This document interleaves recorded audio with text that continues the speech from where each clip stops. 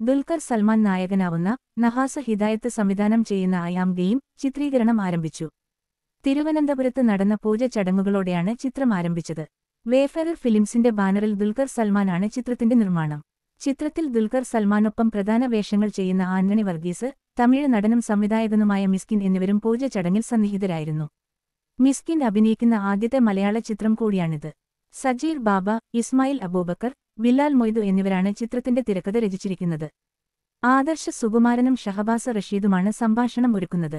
ആർഡിഎക്സ് എന്ന super hit ചിത്രത്തിന് ശേഷം നഹാസ് സംവിധാനം ചെയ്യുന്ന ഐ ആം ഗെയിം ദുൽഖറിന്റെ കരിയറിലെ 40ാം ചിത്രം കൂടിയാണ്. ആന്റണി വർഗീസ്, മിസ്കിൻ എന്നിവർ ചിത്രത്തിന്റെ ഭാഗമാകുന്ന വിവരം കഴിഞ്ഞ ദിവസങ്ങളിലാണ് പുറത്തുവിട്ടത്. തിരുവനന്തപുരത്താണ് ചിത്രത്തിന്റെ ആദ്യ ഷെഡ്യൂൾ ചിത്രീകരണം നടക്കുന്നത്.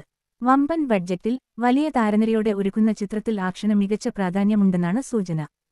ചിത്രത്തിന്റെ വളരെ വ്യത്യസ്തമായ ടൈറ്റിൽ പോസ്റ്റർ സോഷ്യൽ മീഡിയയിൽ വൈറലായി മാറുകയും പ്രേക്ഷകരിൽ വലിയ ആകാംക്ഷ ജനിപ്പിക്കുകയും ചെയ്തിട്ടുണ്ട്.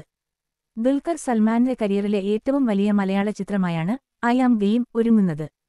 ഛായാഗ്രഹണം ജിംഷി ഖാലിദ്, സംഗീതം ജേക്സ് ബിജോയ്, എഡിറ്റിംഗ് ചമൻ ചാക്കോ, ഗാനരചന മനു മഞ്ജിത്ത്, വിനായക് ശശികുമാർ.